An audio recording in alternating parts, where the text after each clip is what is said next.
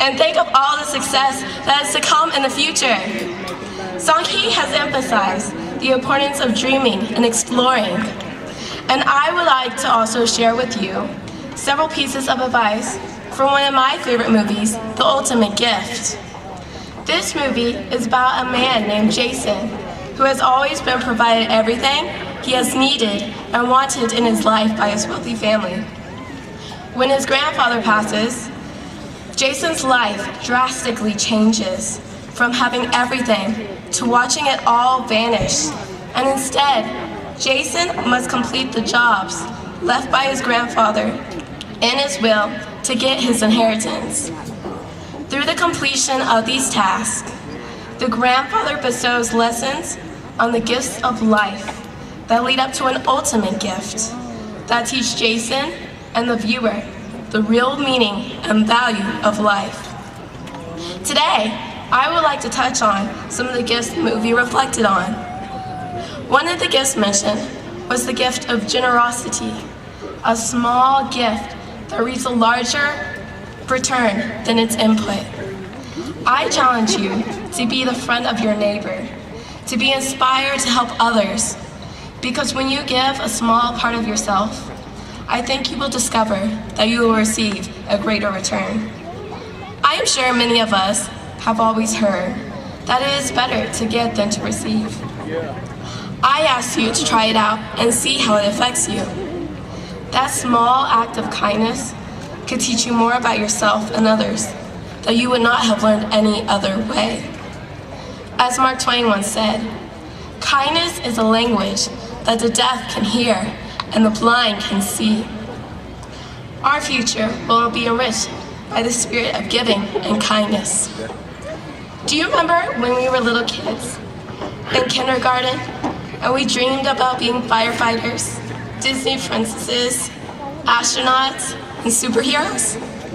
As we have grown up, some of our dreams have changed too. The dreams is my next topic of discussion.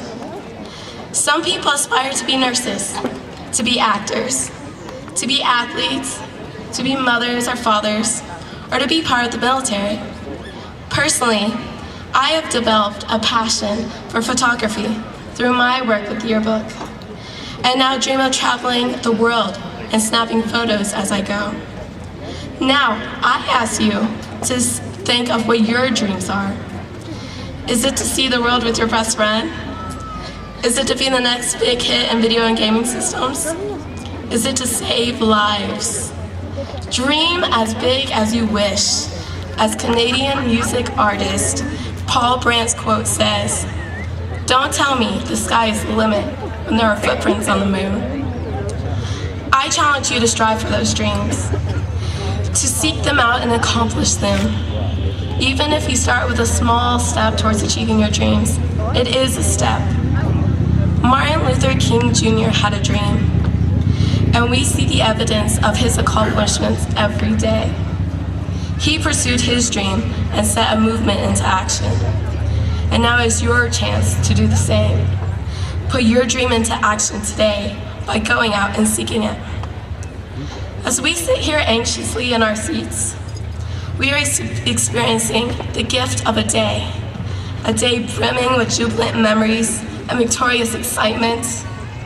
If you are a part of drama, chorus, JROTC, sports, or other activities, then you have created moments that you will never forget. Either hanging out with your friends or hanging out in your classes. I am sure you have moments that you will not be able to glance over when you look at your high school years. Whether it be an inside joke that only you and your friends understand, the excitement you felt that Friday we won a football game, or the enlightenment of the literature world Perry bestowed on us in his class. Continue to hold on to those moments and enjoy those moments, because as Dr. Seuss said, sometimes you will never know the value of a moment until it becomes a memory. Now think about the gift of a new day, the new opportunities that lie with the sunrise, a new day to start over fresh again and forget what went wrong yesterday. Make the most of that opportunity. Enjoy today, the possibilities that come with it, and the moments of life, because today is a gift, which is why they call it the present. Actor and director Woody Allen once said, "I am thankful for laughter, except when milk comes out of my nose." Amidst all the seriousness tonight, I want us to remind and think about the gift of laughter and its importance on a daily basis. Statistics say that 6-year-olds laugh an average of 300 times a day. 300 times a day. Adults only laugh 15 to 100 times a day. If you want proof, look under the top of a Snapple drink for real fact number 831, or go to snapple.com. Anyway, there are other similar statistics that support the fact on the lid of this drink. Think about it for a moment. Think about how a child finds the most pleasure in little things. Think of how as we grow older, those giggles subside. Think about moments in high school, like the famous Song Hee maneuver, the day that Song Hee stuck a stapler in the ceiling, and has since been in the continuous action of trying to repeat this endeavor. So in addition to dreaming and giving of ourselves, we must strive to spice up our life with laughter. Well, I shall wrap up this gift with an Irish proverb. And just imagine Mr. Perry saying this in his accent. A good laugh and a long sleep are the two best cures for anything. I would like to take a moment to give thanks for the gifts that I have been given. Because without God blessing my parents with a tiny crying gift the evening of Christmas Day in 1994, and the blessings He has given me all these years, I would not have been able to do what I have done. Nor would it be fair to end without saying this. So thank you to God, my caring family and friends, and everyone's inspiring advice that has helped me along the journey to overcome mountains. And as the great comedic actor Bob Hope once said, thanks for the memories. The essential message of the ultimate gift is that life is a gift that we have all been given.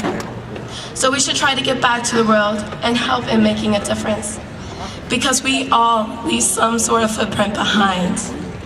We should go and explore our dreams and accomplish what we want in life. We should live life to the fullest and enjoy life for what it is. We should laugh off the everyday worries, as Veronica Roth wrote in her book, Divergent.